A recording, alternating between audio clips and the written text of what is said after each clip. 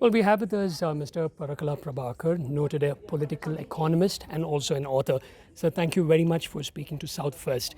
I first want to ask you this. I want to know your take on pre-poll surveys, especially with political consultants like Prashant Kishore insisting that Prime Minister Modi will come back to power and there wouldn't be much losses in the vote share and yeah. I do not want to comment on any particular psephologist or political consultants or pollsters. It's not fair. They're doing their job. They probably have done very diligent work and they've come to the conclusion. I also have some familiarity with this field because I've also done something. But you see, generally what happens is that normally the point of view is that who is the alternative to Mr. Modi, Okay. and which is the party which is in a position to challenge the BJP, which is the alliance which is in a position to challenge the NDA. This is how people look at, psychologists look at, and political consultants look at, and the position people, the position parties, the position the alliances. But this election, to me, is a very, very special kind of an election because it is an election between, a fight between Narendra Modi on the one hand and the people of India on the other. BJP on the one side and the people of India on the other. NDA on the one side and the people of India on the other side. And in front of the people of India, even the tallest leader, as tall as Narendra Modi, even taller, would look like a lilliput. And in front of the people of India, even the most formidable election fighting machine that a BJP is, it will look like a toy car. In front of the people of India, in front of the might of the people of India, even an alliance, a big alliance like NDA, would look like a scattered, scrambling ants. So this is a very unequal fight. But if you look at Narendra Modi versus one leader, and BJP versus another party, NDA versus an alliance, then you might come to the conclusion that Narendra Modi is very strong and there is no alternative, Tina factor, and BJP is a very strong election fighting machine, NDA is a formidable alliance. You might come to the conclusion. But this election, you need to look at it in a different way. Okay. I think most psephologists, most consultants, and most pollsters have missed this point that there is something happening in the civil society of India, unknown, unnoticed by the political parties, independent of the political parties. Okay. So I just have another question. Nadda had recently stated that the BJP runs independently, basically does not require the RSS, and it is running independently. How do you read into this particular statement? I don't know. No, I do not know what prompted Sri Nadda to say that. But that's not true.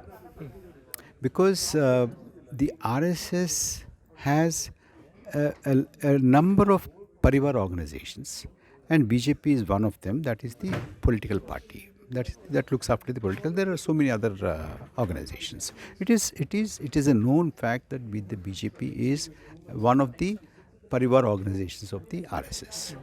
So that umbilical cord is not cut. And I don't know, as I said, I do not know what prompted him to say that. But even if he says that, who is going to take it seriously? Because, today in the BJP hierarchy, there are 10 important people. And all the 10 slots are filled by Mr. Narendra Modi. Number 1, number 2, number 3, number 10 also is Narendra Modi.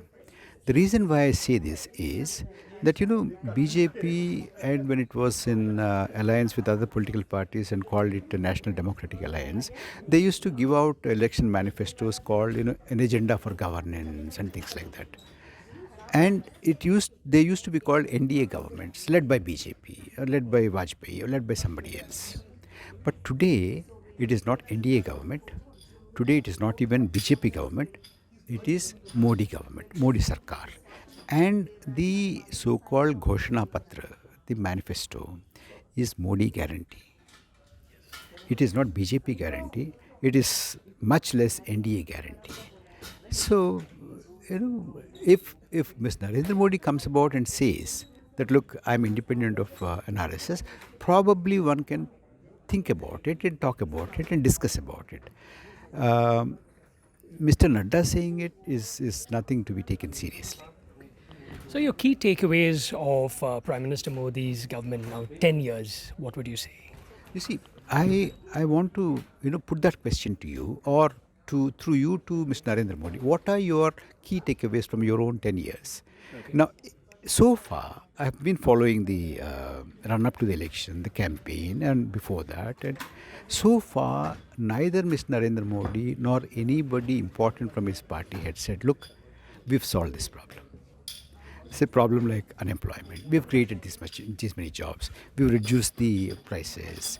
We've doubled the farmers' income, or we've done this. We've brought black money back. Or, no, we've increased the industrial production, etc. So we've not heard anything. In fact, they do not themselves come out and say these are the main important milestones of our governance. They are rather saying about Ram temple and something else, which are not part of their manifesto or their offering to the electorate. So therefore, the question now is, it looks like that the government has nothing to really boast of, and they are talking about Hindu Muslim, they're talking about food, they're talking about dress, they're talking about gold, they're talking about Mangal Sutra, they're talking about Ram Janmabhoomi, Tala, Babri, and all that kind of a thing. In fact, there is no narrative which addresses the rural distress or price rise or common people or middle class or lower middle class or nothing of that sort. So, I do not expect the Prime Minister of the country to project himself and talk as though he leads only a part of the nation and not the entire nation. What is more surprising is, on the one hand, they do that, on the other hand, they say Vasudhaiva Kutumbakam. Now, Vasudhaiva Kutumbakam is the entire earth is one family. If the entire earth is one family, what about Manipur? And, Prime Minister is a globetrotter. He travels in India too. Why did he not find a day or half a day to go to Manipur and talk to them and find out what their grievances are? And when in Ladakh, Mr. Wangchuk launched that kind of a protest, and thousands of people have gathered that, why could, if not Prime Minister, somebody else would have gone on behalf of the Prime Minister as an emissary and sat with them and spoken about what exactly are the grievances? Why is this not government talking? All right. So, my final question is this, because this is the question that everyone asks and says, if not Modi, then who? I've addressed that when I spoke about the psephologists and consultants and all that. That's not the question. Today the question is the people of India versus the regime. Whoever it is. But this regime has to go. To give you a very mundane kind of an example, imagine for a minute that this hall is on fire. Now, would you and me sit, when it is on fire and discuss where should we go and then only go out of this? No. You first rush out of it, isn't it? I think that is what the people of India should do and would do. Thank you. Thank you so much.